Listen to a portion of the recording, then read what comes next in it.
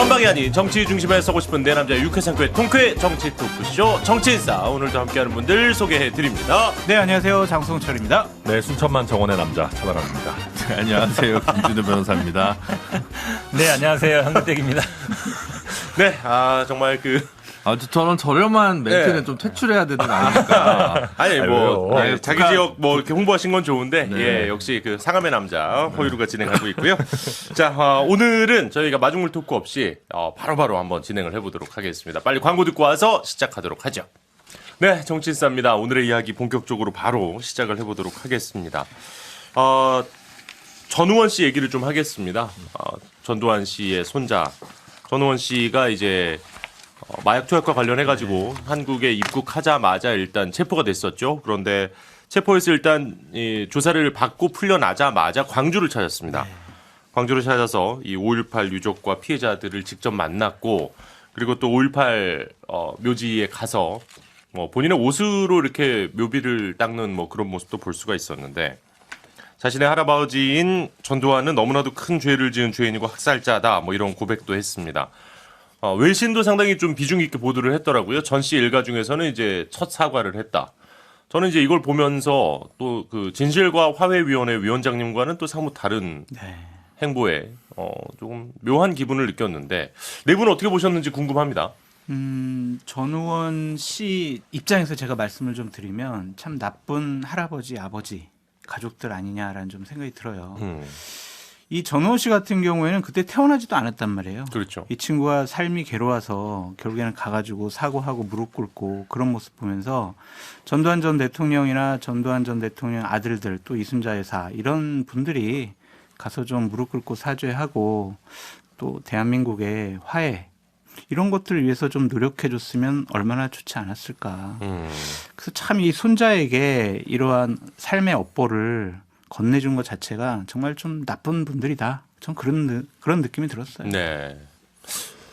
그러니까 용서하실 준비가 돼 있으셨습니다. 그러니까, 광주 분들이. 네. 네. 그러니까 이런 게 보면 우리가 얼마나 이 진정성 있는 사과에 목말라 있었던가. 그래서 저는 그런 거 보면서 참 뭉클했고, 걱정되는 거는 이제 전우원 씨한테 정치권에서 숟가락 얹지 않았으면 좋겠다 하는 네. 부분들. 그러니까 이게 진정성이 훼손되지 않도록 저는 잘했으면 좋겠다 싶고. 일단 본인은 정치 쪽 생각 전혀 없다 이런 얘기를 하기도 그러니까 했어요. 사실 광주에 계시는 분들이 저 같은 경우에도 별로 안 머니까 예. 이 오는 타이밍에 같이 와서 좀 자연스럽게 이렇게 하면 어쩌나 이런 얘기도 하시고 그랬는데 그런 거 하면 안 된다 했었고, 또 한 가지는 이게 그 진심의 힘이라는 게 있는데 그 어느 정치인들보다 워딩이 좋더라고요. 네. 맞아요. 예. 예를 들면 전두환 비석 밟을 거냐 이런 거에 대해서도 우리가 정말 사랑하는 길로 가고 싶다. 다른 방식으로 사죄하고 싶다. 그리고 옷으로 닦고 이런 것도 정치인들 맨날 그 준비해 가잖아요.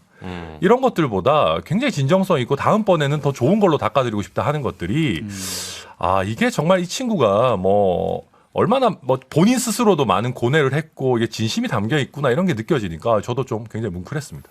방명록에 적힌 멘트도 되게 좋았던 것 같고요. 이틀 전에 제가 그 하이킥 출연해가지고 네. 할 때 그 총상 피해자인 김태수 씨 전화 연결을 그때 했는데 들어보니까 이제 본인도 적지 않게 위로가 됐다고 말씀을 하시더라고요. 그러니까 어쨌든 생존자들 혹은 유가족분들의 어떤 마음으로 이제 그 진심이 닿은 것 같아서 네. 전 되게 좋았고 너무 가족적인 접근 아니야 이럴 수도 있지만 어쨌든 저는 큰 의미가 있다고 봅니다. 그래서 노재현 씨도 경우도 그렇고 전우원 씨 경우도 그렇고 이런 것들이 좀 확산되고 늘어나면서 좀 우리 사회가 과거를 정확하게 규명하고 미래로 좀 나아가는 계기가 됐으면 좋겠습니다. 저도 긍정적으로 봅니다. 이분이 예를 들어서 마약을 했든 아니면 여러 가지 가족 문제든 그런 거는 약간 부차적인 것 같고요. 그래도 용기를 낸 거죠. 네. 물론 손자가 무슨 죄가 있겠습니까? 할아버지가 한 일이고. 그러면 사실은 아들들이라도 좀 나서주는 게 좋은데 노태우 전 대통령 어쨌든 그래도 아들이 좀 나섰잖아요. 예. 아들들도 나서지 않고 그래도 손자라도 나서서 하는 부분에 대해서 저도 봤지만 그 5.18 유가족이나 이런 분들도 다 울고 그러잖아요. 그만큼 이게 마음에 맺힌 게 있는 거거든요. 그러니까 그런 걸 좀 풀어주려고 했던 어떤 그런 모습이 좀 긍정적으로 보고 조금 더 갔으면 이제 그 아버지 세대, 네. 그러니까 전두환의 아들 세대들에 대해서도 좀 움직여줘야 된다. 그러면 제가 보기에 조금 더 그날도 아마 뭐 여러 가지 광주에는 뭐 복잡한 시선이 있지만 큰 틀에서 보면 그래도 좀 환영한다. 잘했다, 환영한다는 취지였기 때문에. 이제 남은 거는 아마 이제 그 전두환의 아들 세대들에서 조금 풀어줘야 된다 이렇게 보고 있습니다. 네. 그러니까 이거에 대해서 정치적인 의미도 우리가 잠깐만 짚고 넘어가면은 네네. 이제는 그 보수 정당이 특히 광주 전남을 소비하는 방식이 조금 더 진일보돼야 된다. 그러니까 이게 저희가 되게 안일한 것이 어떤 의미에서는 5.18 민주화 운동만 존중해도 뭔가 할도리는 하는 것 같은 느낌이 있었어요. 광주 전남에 네. 대해서. 네. 근데 근데 이제는 정말로 광주 전남 다른 지역과 사실 똑같이 먹고 사는 문제, 사실 지역의 여러 이슈들 이런 걸 다뤄줘야 이제는 뭔가 정말 지역을 위해서 조금이라도 의미가 있다. 뭐 더 이상은 뭐 과거를 존중하는 정도 수준에서 보수 정치인들도 머물면 안 된다. 뭐 그런 생각들이 아니, 김재원 드는데 김재원 최고위원이 존중을 안 하니까 예, 저희가 여당 최고위원을 존중을 안 하는 건가요? 뭐라 드릴 말씀이 없습니다. 할 말이 없네요. 예. 사실 저는 이제 제 지인 중에 역사학자 하는 동생이 있는데 그 친구가 올린 포스팅이 되게 인상적이었어요. 뭐 못 보신 분들이 많았을 것 같아서 청취자 여러분들께서도 좀 소개를 해드리고 싶어서 살짝 말씀을 드리면 그 을사오적 중에 네. 박재순 외부 대신이 있는데 그분의 손자인 박승유 선생님이 광복군의 이 독립투사였다고 합니다. 예, 그 포스팅을 보면서 좀 본인은 기시감을 좀 느꼈다. 이런 포스팅을 올린 걸 제가 보면서 이게 참 선대가 저지른 그러면 이제 이 집안은 을사오적의 집안입니까? 아니면 광복군의 집안입니까? 이런 질문을 던지더라고요. 그러니까 이런 걸 보면서 어쨌든 참 전우원 씨가 참 우리 사회에 큰 화두를 하나 던져준 것 같습니다. 예. 그리고 뭐 많은 분들이 좀 긍정적으로 평가를 하시는 것 같고 그래서 이제 물론 이제 본인이 잘못한 일에 대해서는 죄값을 본인이 치르겠다 이렇게 얘기를 했기 때문에 광주 분들에게는 좀 큰 위로가 되지 않았을까 이런 생각이 들었습니다. 아까 이제 여당 최고위원 얘기하셨으니까 수석 최고위원 얘기로 넘어가죠. 뭔가 되게 자연스럽게 물 흐르듯 진행이네요. 이음새를 네. 만들어 주셨습니다. 다시는 전광훈의 전자도 안 꺼내겠다. 이렇게 끝납니까? 천 위원장님? 예, 천 변호사님? 이렇게 끝나나요? 이렇게 다시 사과로 끝나는 겁니까? 아니면은 윤리위는 가동을 안 합니까? 그러니까 윤리위는 할 리가 없어 보이고요. 지금 보면 왜 김재원 최고위원은 징계 안 하고 이준석은 양두구육으로 징계를 받았어야 했느냐에 대해서 말도 안 되는 얘기들만 이제 잔뜩 쏟아내고 있습니다. 보면은 네. 뭐 사과를 하지 않았냐, 뭐 아니면 뭐 당 내부에 대한 공격이 아니었다, 뭐 이런 식의 이제 약간 이해하기 어려운 얘기들을 쏟아내고 있는데 그러면 징계까지 갈 사안은 아니라고 보는 건가요? 다들 그렇게 보고 있는 거죠. 대부분의 경우에 다 그렇게 보고 있는 것이고.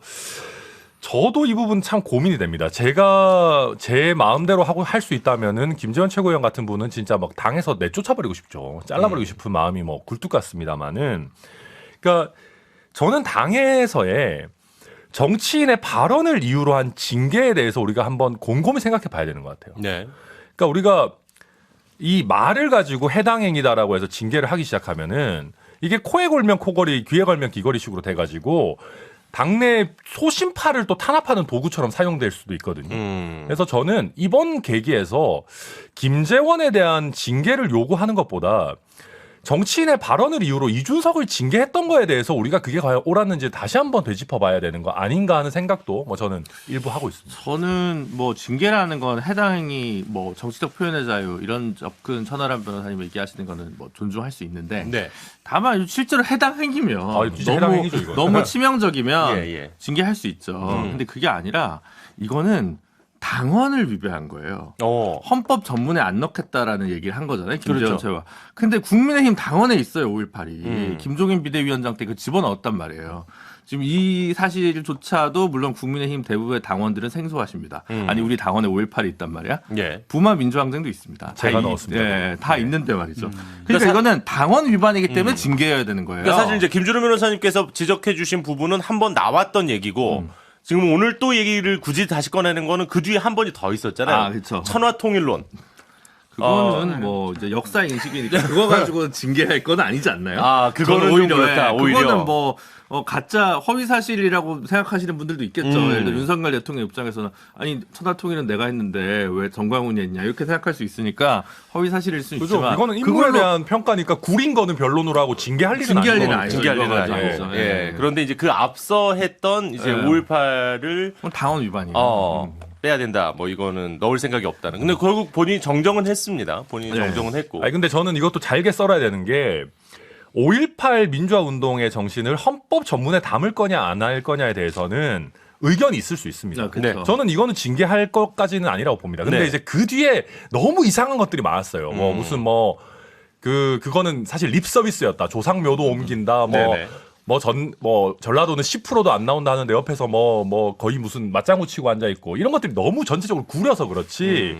저는 5.18 민주화 운동을 헌법 조문에 넣을 거냐 안 넣을 거냐는 토론의 대상일 수 있다고 생각합니다. 다만 이분이 매우 선택적인 친윤을 하고 있으니까 대통령께서는 넣겠다고 하는데 본인이 그렇게 친윤파리 해가지고 당선은 대놓고 이제 와가지고 또 본인이 보기에는 전광훈 목사 싫어할 것 같은 건 또 선긋고 이러는 게 굉장히 비겁해 보여서 그런 것이지. 예. 아무튼 뭐 저는 그렇게 판단합니다. 이분이니까 친윤이 아니라 친전인 거예요. 아니 저도 그렇게 생각해요. 왜냐하면 지난번에 양두국 얘기도 징계하는 것 자체가 말이 안 되는 말이 안 거예요. 돼요. 그건 어찌 보면 이게 방송에 나와서 아니면 언론에 나와서 한 얘기이기 때문에 당내에서는 뭐 제가 보기에 어느 정도 의견이 있을 수 있는 거예요. 그러니까 5.18 헌법 전문 수록도 뭐 당원에 있다 해도 난 반대한다 할 수 있는 거거든요. 네, 근데 네. 그런 거 가지고 징계는 저는 아니다. 근데 지금 이제 국민의힘 같은 경우에는 이제 차별적으로 하다 보니까 누구는 뭐 이런 발언을 맞아요. 징계하고 저런 거는 징계 안 하고 단순 징계도 아니고 그냥 내쫓았으니까 이런 게 문제 되는데 근데 김재원 수석 최고가 그러면 왜 이런 발언을 하느냐 이 부분이 가장 중요한 그렇죠. 거잖아요. 예. 이 부분이 결국은 이제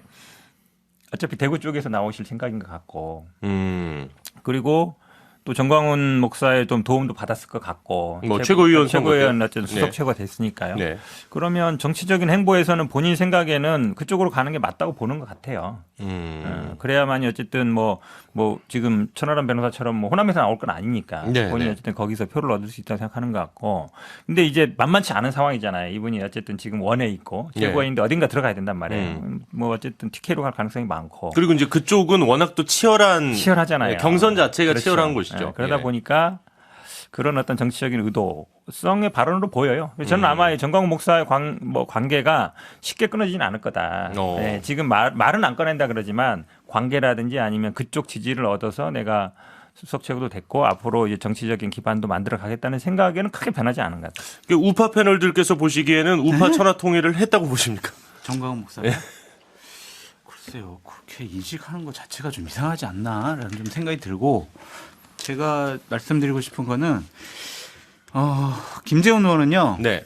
대구 달서병에 출마하고 싶어합니다. 아, 김용판 역시 디테일하죠. 예. 김용판 의원은 공천을 못 받을 것 같다라는 본인의 뇌피셜적인 판단 때문에 네. 이미 대구 달서병에 자신들의 조직원들에게 내가 여기 공천받아 출마할 테니까 준비하자. 기다리고 준비해라. 좀 작업 좀 해라. 이런 식으로 이미 좀 지시가 내려가 있는 상황이다라고 먼저 말씀을 드리고 윤리위가 징계를 왜 안 할까? 예. 제가 이제 당대표실 또 부실장을 해봤잖아요. 그러면요 이런 중하위 당직자들은 보통 당대표가 바뀌면은 이렇게 좀 사의 같은 거를 네네. 해요. 네. 그래서 지금 윤리위가 제대로 작동을 하지 못할 그러한 가능성이 높다. 아, 그럼 윤리 자체에도 인적 구성을 좀 다시 해야 되는 그런 상황이다. 아니 왜냐하면 뭐 당 대표가 되면 예. 이런 분들 당직자분들은 다 새로 임명을 하거든요. 네, 예. 그리고 새로운 분이 임명을 하도록 이런 분들은 다 사의 표명하고 사표 제출해요. 만약에 그런 일이 벌어졌다면 윤리위를 개최하기가 힘들다라고 뭐 이항희 위원장이 생각을 했을 수도 있겠죠. 뭐 예, 다른 정보가 예. 있는 건 아니고 제 예, 과거의 경험에 비춰서 네네네. 생각을 해보면 그런 일들 때문에 김재원 의원에 대한 어떤 징계가 좀 어려웠을 것이고 또 하나는 정광훈 목사가 뒤에 있잖아요. 백이 정광훈 목사잖아요. 그러니까요. 그래서 이제 못하는 것도 같아요. 근데 그러니까 제가 제일 궁금한 건 두 분께 좀 제일 궁금한 거. 그분 백이 그 정도 셉니까? 왜냐하면 2019년도에 거리에서 당시 김기현 지금 대표죠. 네, 당시 김기현 의원이 대표도 뭐 칭송하는 메시아, 멘트를 했잖아요. 선지자라고 막. 네, 네. 그 정도로 가까운 분이에요. 메시아까지는 아니고 이사야. 네. 아니야 이사야 선지자라고 그랬어요. 그러니까 선지자. 선지자. 예, 네. 선지자 중에 이사야를 얘기하고. 이사야 같은 네. 선지자.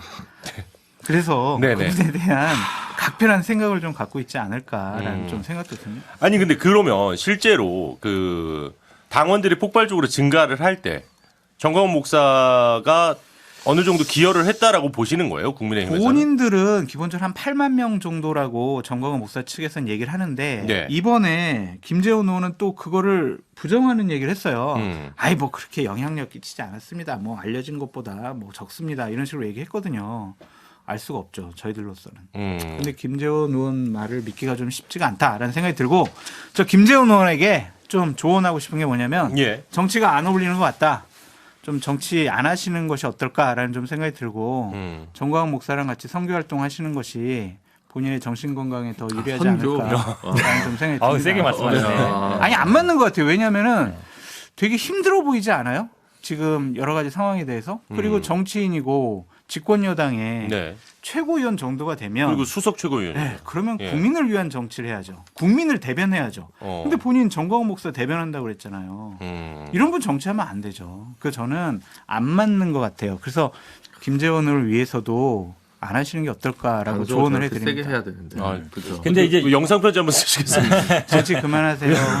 그러니까 뭐 윤리 구성이 어렵다 이거는 좀 아닌 것 같고 그건 뭐 일주일이면 되는 거니까요. 네. 당 대표 바뀌어도 어디든 마찬가지입니다. 그냥 법조인으로 이게 중심돼 있기 때문에 금방 할 수 있는 거라 문제는 아닌데 그럼 이제 정광훈 목사와의 관계 문제인데 저는 지난번 전당대회 때는 어쨌든 그쪽이라고 볼 수 있는 분들은 유튜버들은 다 컷오프 시켰잖아요. 예. 그래서 이제 좀 손을 확실하게 긋나 보다라고 생각했는데 네네. 최근 이 태도를 보면 확실하게 못 긋고 있어요.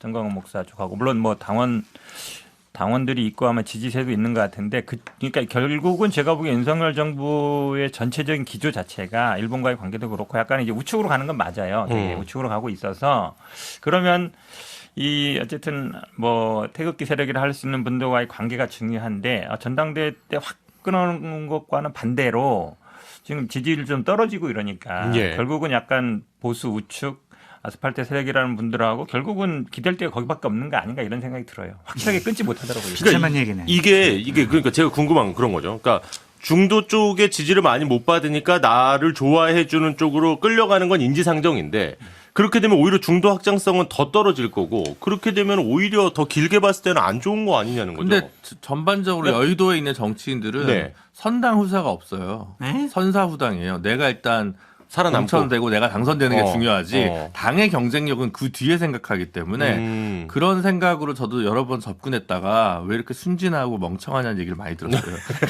순진은 그렇다 쳐도 누가 멍청하다 그래요. 근데 이 얘기 하시니까 너무 천하람 변호사가 자기도 모르게 고개를 끄덕이시는 리액션을 봐가지고. 제가 이제 저희 지지율 그래프 이런 것들을 쭉 보고 어떤 생각들을 하냐면은 제가 현근택 변호사님이랑 김준호 변호사님 하는 말씀에 고개를 끄덕이고 있으면 지지율이 떨어지더라고 저희가. 아. 그게 이제 우리 당의 위기 상황이에요. 두 분이 옳은 말씀을 하면은 반박을 잘 못하겠고.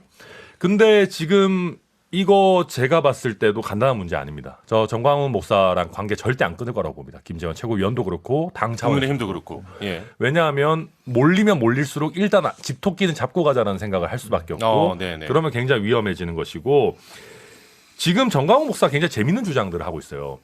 미국식으로 공천권을 뭐 오픈 프라이머리든 당원들에게 돌려주자 이런 얘기를 막 강하게 하고 있습니다. 네네. 인원 동원력이 자신 있다는 얘기예요. 그렇겠네요. 예. 그리고 아까 달서병 얘기하셨는데요. 정광훈 목사 세력이 전국적으로 쭉 뿌리면 생각보다 많지 않을 수 있습니다. 제가 봤을 때 뭐 5%든지 그렇게 많지 않을 겁니다. 강용석 옛날에 후보도 그렇게 자신했지만 전국 단위에서 보면 솔직히 한 줌일 수 있는데 네. 근데 보십시오. 저희가 당원 원서 받을 때요. 그분들이 실제 사는 지역을 조사하지 않아요. 아 그래요? 종이 당원 원서를 받을 때.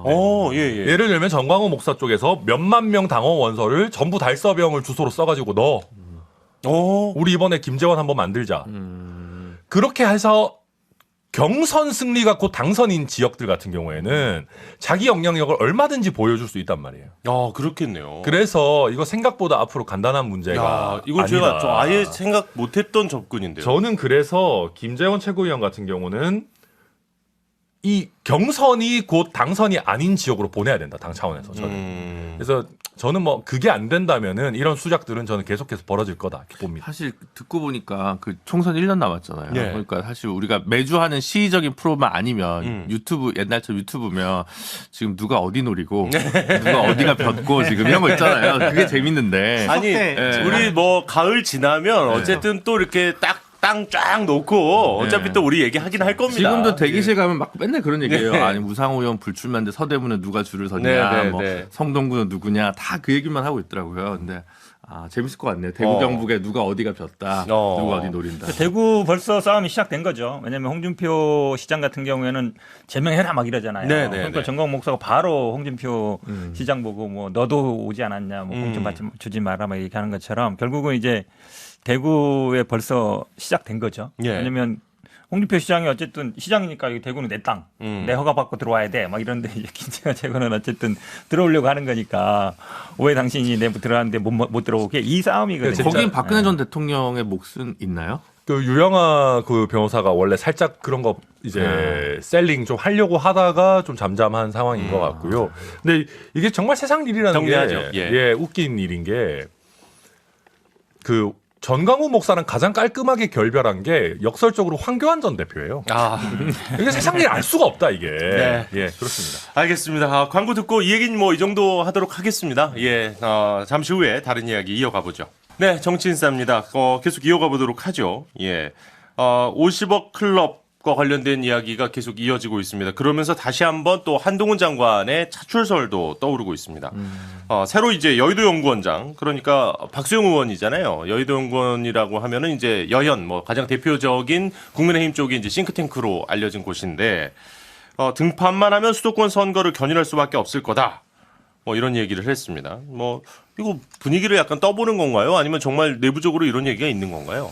내부적으로 그런 분위기가 당연히 있죠. 내년에 한동훈 장관을 뭐 총선 승리의 선봉장으로 좀 이용을 하자. 선대위원장으로 하자. 뭐 그런 얘기들이야. 뭐 의원들이 335에서 하는 것 같은데 네. 그것이 과연 현실적으로 가능할 것이냐라는 부분에 대해서는 생각을 해봐야 될 것 같고 박수영 여영원장이 저런 얘기한 것 자체가 상당히 좀 청기누설했다. 뭐 그렇게 생각을 하는 것 같아요. 예, 그러니까 예. 바로 다음 날 다른 당직자들이 나와서 아이 그거는 우리 지금 논의할 것도 아니다. 이런 식으로 좀 자제시켰잖아요. 그런 것을 보면 아직까지 한동훈 장관의 쓰임새에 대해서는 상당히 조심스럽게 생각을 하는 것 같고 한동훈 장관 자체가 내가 내년 총선에 출마해야지 정치를 해야지 이거 결심을 잘 아직 못한 것 같아요. 결심을 했으면 나 네, 정치할 네. 거야 결심을 했으면 국회 나와서 저렇게 행동을 못 하거든요. 왜냐하면은 한동훈 장관이 상징성이 있잖아요. 네. 대통령의 2인자 정말 신임 받는 측근. 그래서 그냥 어느 한 지역을 공천 줘가지고 그래 너 당선돼서 돌아와 이렇게 사용하지는 않을 거란 말이에요. 네. 내년 총선에 상징적인 뭐 직책을 줘서 중도층이라든지 수도권이라든지 뭐 젊은 사람들이라든지 이런 민심을 견인해 오려고 할 건데 지금 하는 모습은요 점점 비호감도가 높아지는 중도층으로부터 멀어지는 행동과 말을 하고 있다고 저는 보여지거든요. 그러니까 본인은 아직 헷갈려하는 것 같아요. 나는 총선 출마 안 하고 그냥 다음번에 나가고 일단은 민주당과 한번 좀 세게 싸우고 이재명 네. 당대표 처리 문제를 깔끔하게 좀 하고 하는 것이 자기의 역할이다라고 생각할 아니 수도 있어요. 그러면은 이제 당장 내일부터 수요일까지 이제 국회 대정부질문 있잖아요. 이때 이제 그 소위 장관들이 어떤 식으로 스탠스를 취하느냐, 요것도 되게 재밌는 관전 포인트가 되겠네요. 그렇죠. 근데 한동훈 장관은 지금까지의 스탠스를 바꾸지 않을 것 같아요. 안 바꾸죠. 네. 전혀 안 바꾸고요. 근데 이런 거예요. 서초 강남 나와서 수도권에 바람을 일으킬 수는 없잖아요. 그렇겠죠. 근데 안대희 대법관처럼 마포 갔다 꼬꾸라지면 혹은 그건 뭐 이재희였을 수도 있습니다만 예. 그러니까 이제 당내 견제 세력이 있다면 여기 좀 힘든 데 가서 고생을 해가지고 당을 위해 헌신해야죠 이래가지고 이상하게 이도저도 안 되는 수가 있단 말이에요. 예, 예. 그렇다고 종로를 가자니 또 최재형 원장이 뭐 이제 겨우 한 번 했는데 그렇죠. 거기도 그렇고 애매한 거예요. 아 이럴 수 있어요. 비례대표 상위 순번을 줘가지고 아유 너무 자, 예스럽잖아요. 지역에 네. 옥매이지 말고 전국 다니면서 선거 유세 지원 유세 그러니까 하고 그러면 다녀라. 꽃길만 가냐 또 이런 얘기 나올 거고. 그래서 제가 볼 때는 오히려 그 저기 서울시장 직행을 고민하지 않을까. 아. 서울시장 생각입니다. 직행. 예. 예.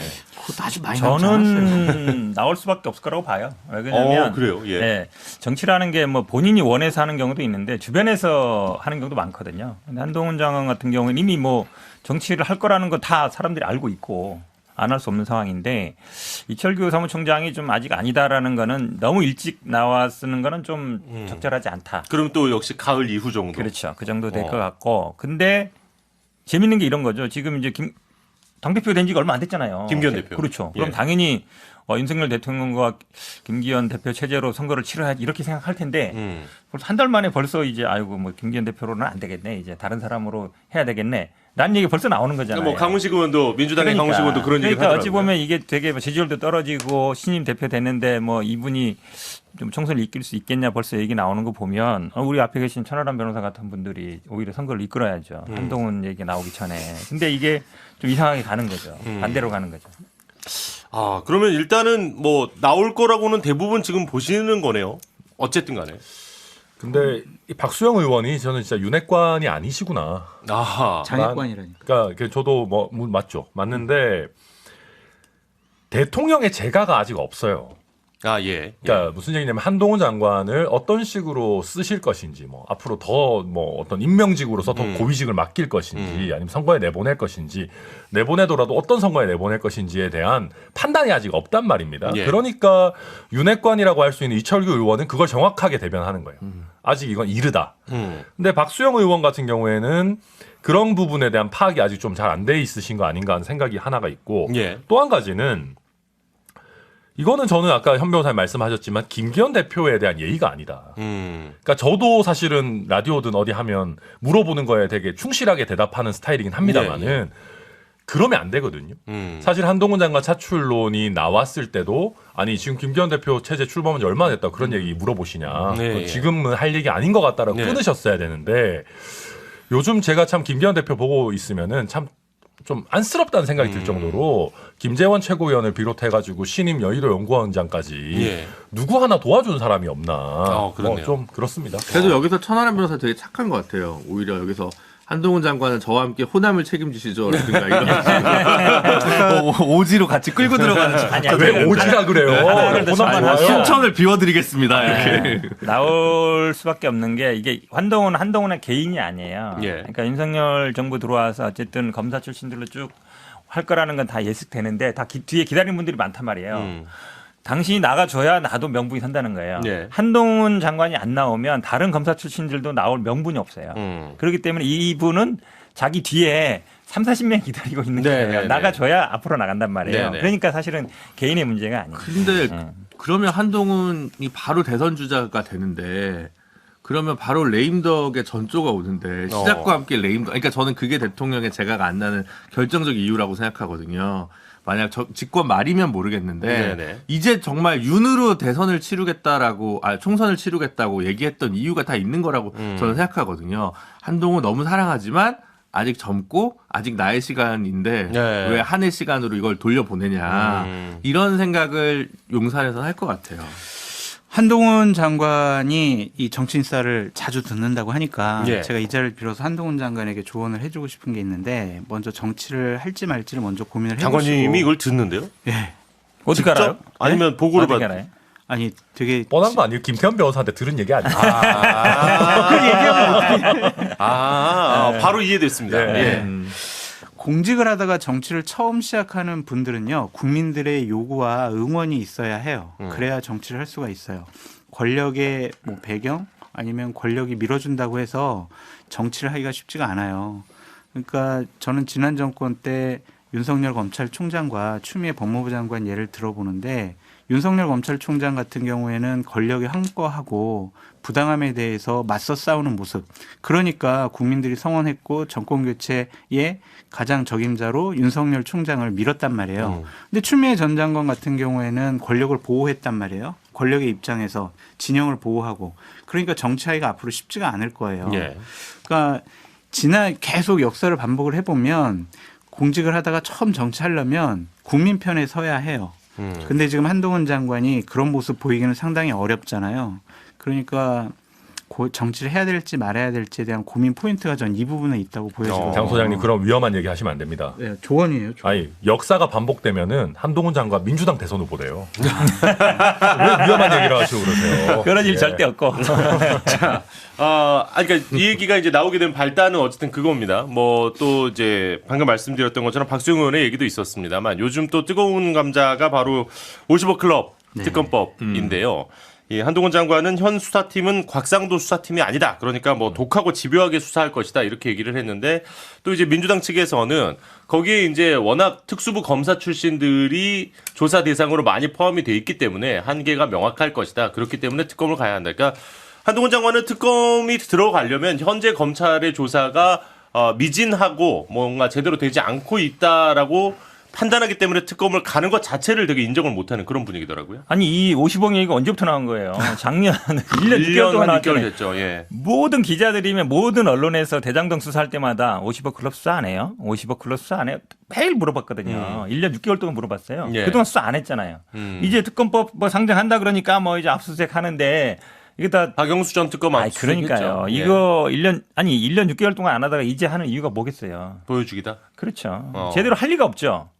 아니 그 많은 시간 동안 안 하고 있다가 이제 특검법 한다니까 이제 압수수색 하는데 아니 그 전에 압수수색 뭐 100군데 200군데씩 뭐 잘했잖아요. 그거 한 군데 넣어서 했으면 되거든요. 예. 압수수색 영장 그냥 청구하면 이틀이면 나와 하루면 나와요. 예. 그동안 안 하다가 이제 하는 척 하는데 이걸 가지고 뭐 수사가 잘해왔으니까 뭐 특검 안 된다 그러면 그 누가 믿겠어요. 아니, 검찰에서는 박영수 전 특검이 상당히 교묘하게 여러 가지를 많이 감춰놔서 우리가 정말 찾는데 오래 세밀하게, 걸렸다. 예, 추적하고 찾는데 오래 걸려서 이제서야 능력 있는 검사들이 좀 꼬리표를 찾았다. 대장동 수사 기록이 뭐 20만 페이지 넘는다는데 그동안 그 1년 반 동안 수사한 게 그거잖아요. 그때 동안 한 번이라도 가서 좀 소환이라도 하고 저 압수수색 했으면은 누가 이런 말 하겠어요. 할 말이 없네. 어쨌든 너무 늦어서 국회에서 지금 특검법이 통과된다고 해도 검찰이 이거 수사 방해다라고 얘기하기엔 너무 늦은 것 같아요. 네, 아무래도. 아니 근데 조금- 어쨌든 한동훈 장관은 오히려 수사를 이거는 방해하는 거다라는 취지로 얘기를 했었잖아요. 그러니까 수사를 지연시키는 거다.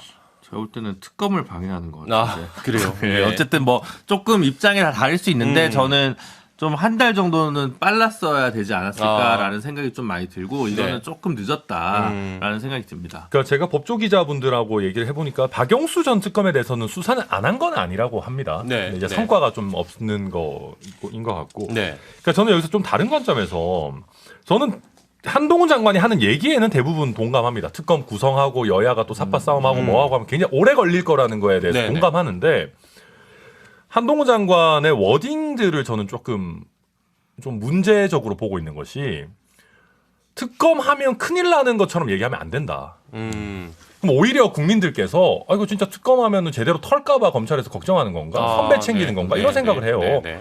아니, 특검 할지 말지는 국회에서 결정해주면 저희는 따르겠습니다라고 하면 됩니다.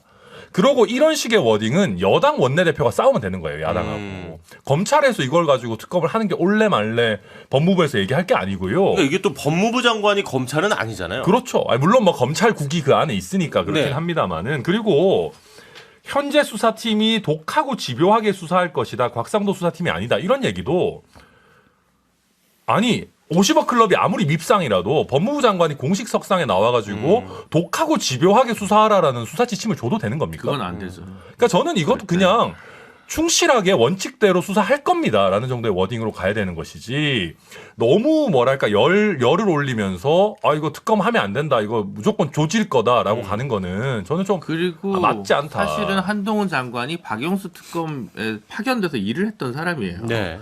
윤석열 대통령도 마찬가지지만 그러다 보니까 이게 좀 봐주기성 태도가 있었던 거 아니냐는 국민적 의구심이 있었고 그래서 조금 너무 늦어가지고 제가 네. 볼 때는 특검을 이제는 좀 되돌리기는 어렵지 않을까라는 생각이 많이 듭니다.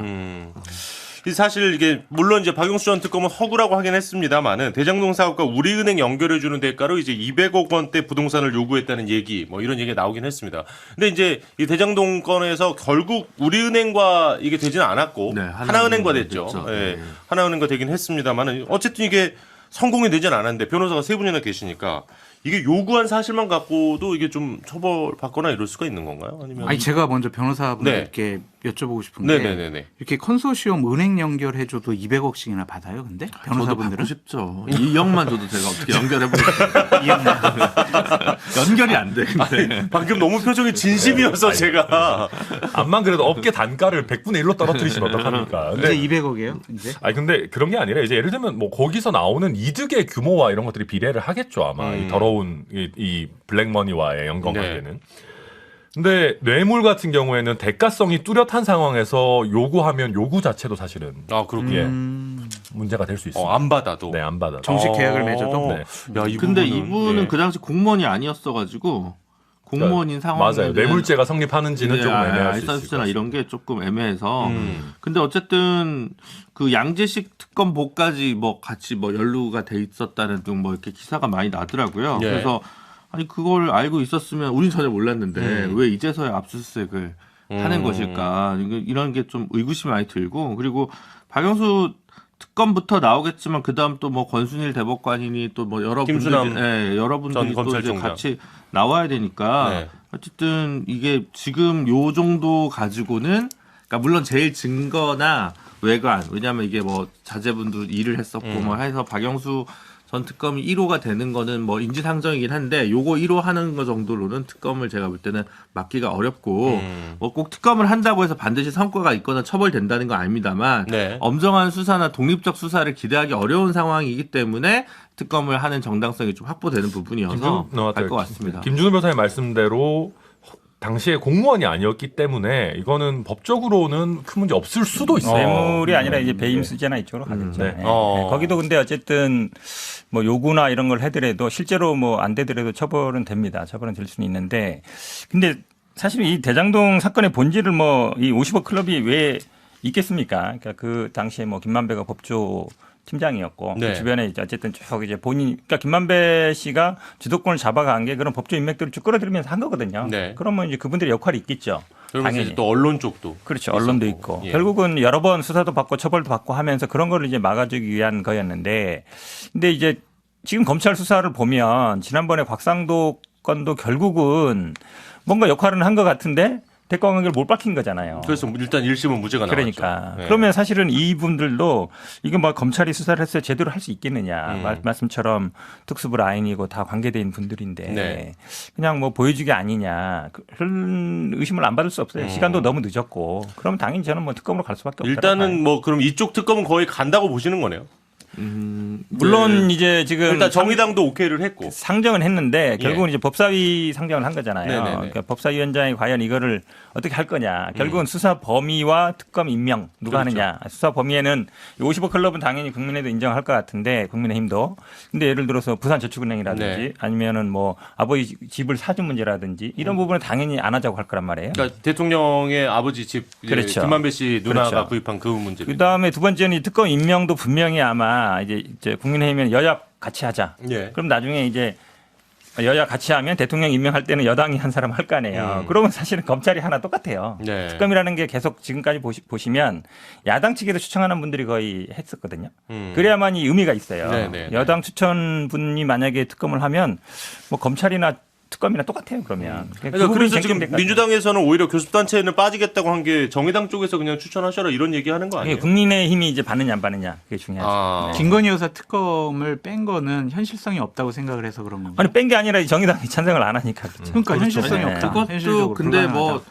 이제 이렇게 저렇게 좀 봐야 되는데 어쨌든 검찰도 그 부분 수사를 또 제대로 안 하면 제가 보니까 한 늦어도 6월 그러니까 왜냐하면 21대 국회 이제 마지노가 있잖아요. 네네. 그러니까 만약에 그때까지 그 처리를 하려면 아무래도 시간이 걸리니까 5, 6월 정도가 마지노 아닐까요? 그때 되면 정의당도 아마 이제 기다릴 만큼 기다렸다로 바뀌어서 결정을 해야 되는. 특검으로 갈 것 같다고 제가 이번 주에 한번 취재해 보니까 그런 느낌이 들어요. 저는 간단치 않다고 보는 게 50억 클럽 특검 이거 말씀하신 것처럼 쟁점이 많아요. 네네. 그래서 이거 삿바 싸움 제대로 하고 특히나 법사위원장이 김도우 의원이기 때문에 좀 시간을 충분히 주면서 소위에서 논의해라라고 하면은 저희가 상반기 중에 통과될 가능성 거의 없다. 그러면 또 패스트 트랙 태우는 거예요? 네, 근데 본회의 바로 부의하는 걸로 갈 가능성이. 근데 본회의로. 180석을 이제 확보하느냐가 거기서부터 쟁점이 될 거예요. 네. 그러니까 결국 정의당의 입장이 중요한데 정의당은 아마 이거를 이제 선거제도 개혁하고 연결시킬 가능성이 많다고 봐요. 네. 왜냐하면 지난번에도 비슷했거든요. 지난번에도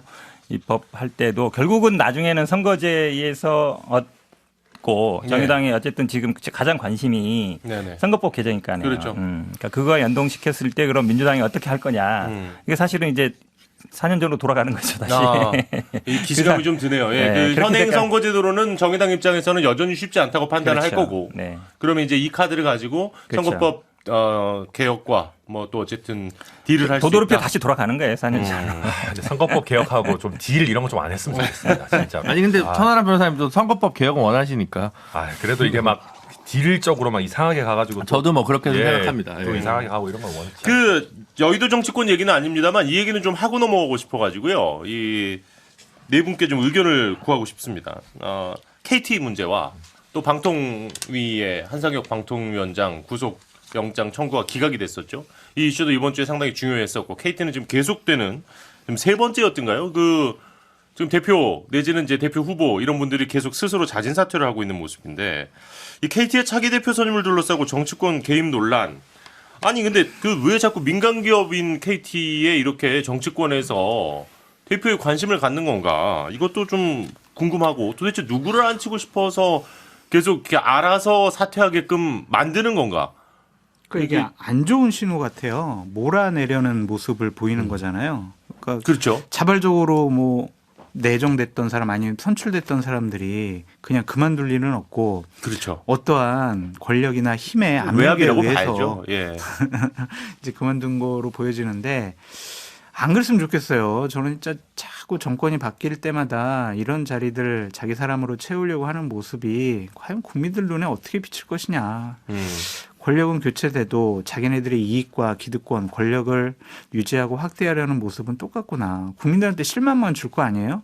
그러니까 내 사람 챙기는 게 뭐가 중요한지 KT가 제대로 뭐 운영될 수 있도록 최고의 전문가들 데려다 놓으면 되지. 네. 이거 장악해서 뭐 하겠냐고. 밑에 아니, 그러니까 뭐 상무들 자기 사람들 챙겨서 뭐 하겠냐고. 자리 챙겨주려고 그러는 거죠. 뭐 저는 그래요. 포스코, KT, 뭐 넓게는 뭐 마사회, 네. 뭐 이런 것 좀 낙하산 인사 좀 그만 가고 차라리 내부의 인력들이 좀 열심히 해서 올라갈 수 있는 뭐 은행도 일정 부분 그런 부분들이 좀 있습니다만 이게 참 우리나라 그 자본주의가 그런 게 문제인 것 같아요. 왜냐하면 소유 경영 분리하자고 얘기들을 많이 하잖아요, 미국처럼. 그러면 뭐 삼성도 사실은 삼성이 뭐 말은 뭐 이씨 집안 거라고들 얘기하지만 그 주식이 몇 프로 냅니까? 사실 네. 국민연금이 아마 최대주주일 텐데. 네네. 근데 실제로 국민연금이 최대주주에서 의결권을 행사해가지고 인사권을 선임해도 이런 문제가 생길 거예요. 막 정권 따라서 바뀌면 그건 네. 그 누구도 원치 않잖아요. 그러니까 그러한 내부의 어떤 인재를 발굴하고 발탁하고 키우는 시스템을 우리가 구축해야지 계속 전리품처럼 포스코, KT 이런 기업들을 취급하면 진짜 이거는 나라가 뒤로 가는 거죠. 빨리 저 검사장 출신 한번 모시고 오면 정리될 것 같은데. 아이 또 왜 그러세요 또? 아니 그러려고 이러는 거 아니에요. 딸이 앉히고 싶은 사람 빨리 앉히면 뭐 되죠. 그러니까 제가 궁금한 건 도대체 누구를 보내고 싶어서 이러는 건가요? 모르겠습니다. 그냥 김성태 전 의원 네. 그분이 원내대표했던 분이 아니라 네. 비례대표했던 분. 네. 그분 한다라고 하는 것도 있는데 모르겠어요. 왜 그분은 검사 출신이 아니라서 좀 안 돼요? 그럴 것 같은데. 아니 그러니까 이게 사실 뭐 처음에 이제 후보자가 나왔을 때부터 나왔던 얘기가 왜 그 니네 출신이 다 하냐라는 식의 비판에 되게 좀 당황스러웠거든요. 근데 결국 이 얘기도 계속 시끄러우니까 그 안에서 일하는 노동자들이나 또 그쪽에 이제 임직원분들도 얼마나 좀 당황스럽겠어요. 이게 좀 빨리 정리가 안 되다 보니까. 그리고 또 방통위원회 얘기 좀 해보죠. 이거는 저 현 변호사님 좀 얘기 듣고 싶은데 네네. 주요 혐의에 대해 다툼의 여지가 있다라는 법원의 기각 이유. 이거는 어떻게 봐야 되는 겁니까? 결국은 뭐 혐의가 입증이 제대로 안 됐다는 얘기잖아요. 그러니까 그 언론에서는 처음에는 많이 이제 그 TV조선 재승인과 관련해서 점수 조작을 지시했다는 게 포인트였잖아요. 지시했다는 건데 사실은 법정에서는 직접 지시했다는 건 없고 네. 실제로 그럼 밑에서 그거를 점수를 바꿨는데 그거를 보고 받았느냐 안 받았느냐 그게 쟁점이었는데 거기에 대한 뭐 직접적인 뭐 증거나 이런 건 없는 것 같아요. 진술이나 이런지 그러다 보니까 당연히 나온 건데 결국은 이것도 보면 전 정부 인사 몰아내기잖아요. 사실 그 누군 다 아는 거잖아요. 지금 수사 이제 시작인가. 전현희 권익위원장과 그렇죠. 한상훈 방통위원장 감사. 2명 남아 있죠. 감사하고 수사하고 결국은 임기도 많지 않아요. 임기 끝나 7월까지일 거야, 그러니까 아마. 임기도 많지 않았는데 결국은 몰아내려고 하고 또 몰아내면 그 다음에 뭐 검사 출신 온다고 이러니까 제가 보기에는 그런 얘기가 있었죠, 사실. 그러니까 예. 제가 만약에 판사에도 아니 이렇게까지 해서 이걸 굳이 몰아내고 이렇게 임기 그냥 마치고 나가면 되지 이 생각할 것 같아요. 그러니까 사실- 법률적인 것도 있는데 좀 심하다. 이 생각도 분명히 있는 것 같아요. 4월 초니까 이거 말하자면 이제 석 달, 넉 달도 안 그러니까요. 남은 임기인데. 이게 김씨로 시작해서 두 번째 이름의 초성이 히읗으로 시작되는 검사장 출신 두 분이 거론되고 있는데 네. 뭐 제가 또 취재를 해보니까 한 분은 아닌데 내가 아니라고 하면 괜히 용산을 해서 이렇게 불쾌할까봐 아니라고 말을 못한다. 그러면 딴 자리도 안 줄까봐 네. 뭐 가만히 있다 이런 얘기도 제가 주요 매체 기자님한테 듣긴 했는데 어쨌든 검사 출신으로 이렇게 막 내정됐다고 소문나니까 역으로 갈 수도 있다고 보여져요. 네. 왜냐하면 그 지금 경찰 쪽에서는 원래 국수본 본부장 판사 출신 온다고 네네. 그분들도 취재를 하더라고요. 그러니까 그 대통령실 출입 기자들한테 들었다 이러면서 예. 경찰 간부들이 판사 출신 온다는데요. 이러는데 내부 발탁으로 끝났잖아요. 그랬죠. 결국 경찰 출신이 됐습니다. 역으로 갈 수도 있어요. 이렇게 자꾸 밖에서 뭐라고 저희처럼 이렇게 설레발을 하면 역으로 이제 검사 출신 아닌 방통위원장이 오면 저희가 하는 평론에 의미가 있겠죠. 저희가 틀리면 얼마나 좋은 거겠습니까? 검사 출신 안 오면 좋겠는데 저는 방통위원장은. 그러니까 사실 이제 요거의 발단은 그거였잖아요. 그러니까 점수 조작을 지시했다는 게 이제 첫 번째 포인트였고, 그러니까 위원이 이게 어쨌든 TV조선의 재승인 건과 관련된 거였는데 하나는 일반적으로 4년을 주는데 왜 3년으로 재승인 그 기간을 네. 줄여서 했느냐. 요 두 개가 이제 그 포인트였거든요. 그쵸, 예. 그러면서 이제 또 하나는 그러니까 한 위원이 점수를 그러니까 심사가 끝나기 전에 수정을 했는데 이제 이것이 업무의 위계에 의한 거다. 뭐 이제 뭐 그래서 이거를 제대로 정정하지 않았기 때문에 이거는 업무 방해다. 아니 사실은 뭐 저도 뭐 이렇게- 무슨 심의위원 여기 분들도 뭐 많이 들어가 볼 텐데 네. 점수 줬다가 수정하는 경우 많아요. 그러니까 최종적으로- 끝나고 고친 거는 문제가 되겠죠, 물론. 그렇죠. 다 끝나고 고친 건 문제가 되죠. 예. 그건 업무방해 되는데 하다가 예를 들어서 왜냐하면 기준표라든지 아니면 전체 배점이라든지 그걸 조절하거든요. 네. 왜냐하면 그 가중치 이렇게 두는 게 있고 20%, 30%, 40% 반영하게 되면 그런 거를 반영하기 때문에 아니 중간에 최종적으로 결정 방망이 두드리기 전에 수정하는 거는 충분히 있을 수 있는 근데 일이에요. 이게 어쨌든 수정하는 절차는 그 지금 그 심사위원장인 그 광주대 윤모 교수가 네. 이제 구속이 되신 거고 네, 네. 이건 방통위원장은 그 절차에 직접 개입을 안 하니까 지시를 했다. 예, 이거의 그 인과관계나 이런 것들 증거관계를 아마 현재 검찰에서 충분히 증명하지 못할 것 같습니다. 이런 거 보면 우리나라 사법부의 독립성이 잘 유지가 되고 있다. 야. 그러니까 이제 예컨대 뭐 저는 그게 사실인지 알 수는 없습니다만 정권 차원에서 몰아내기를 하는 거라 하더라도 사법부는 거기에 영향을 받지 않고 또 결정을 하잖아요. 예. 이런 것들 보면 우리가 오늘 또 이재명 대표 얘기를 너무 안 했기 때문에 네네네. 억지로 하나 또 갖다 붙이자면은 예. 이재명 대표께서도 잘한다. 측근들이 구속되어 있다고 해가지고 미리부터 걱정하지 마시고 우리 사법부를 믿고 불체포 특권 내려놓으시고 영장 심사 받고 정말로 맞다면 다툴 여지가 있다면은 기각 결정을 받으시면 된다. 너무 걱정 마시라 말씀드리고 싶습니다. 네. 국민의힘이 그 믿을 구석이 이재명 대표밖에 없나. 그걸 근데 이용호 뭘 의원이 얘기 나오면 저기 뭐냐 문재인 대통령 얘기하고 이재명 대표 얘기하고 그거라도 해야죠. 아니 근데 이게 이용호 의원님이 대놓고 그 얘기를 하시더라고요. 본심이 들켰어. 지지율 떨어져도 이재명 대표 있으니까 걱정 없다 이런 얘기 하셔가지고 아니 그거는 좀 너무 솔직하다 우리가 좀 조심해야 된다. 본심을 너무 들킨 게 아니에요. 광고 듣고 와서 예, 오늘 방송 트럼프 정리하도록 사법 하겠습니다. 리스크 이런 건 합시다 예. 우리 얘기를. 네, 정치인싸 마무리할 시간입니다. 방통위원장 이 구속영장 기각 얘기까지 나눴는데요. 약간 그 생각이 들더라고요. 그러니까 방통위원장도 그렇고, 그러니까 전 정부에서 임명된 인사들이 이런 독립된 기구들은 임기 보장을 여야를 막론하고 좀 해줘야 되는 게 아닌가 이런 생각도 좀 그 들었어요. 논의하기로 안 당연하죠. 했어요, 여야가? 논의하기로 하기로 맞아요. 했죠. 리스트 만들기로 네. 했어요. 네. 자, 네 분 오늘도 고생 많으셨고 역시 이렇게 네 분이 모이니까 저도 참 편하고 보시는 분들도 더 반가웠을 것 같으니까 제발 어디 좀 가지 마시고요. 빠지 마세요, 천하람 위원장님. 지난주 빠지셨던 분이 그런 얘기를 하셨고요. 다음 주에도 우리 네 명이 다시 만날 수 있었으면 좋겠습니다. 네 분 수고 많으셨고요. 다음 주에 뵙겠습니다. 감사합니다.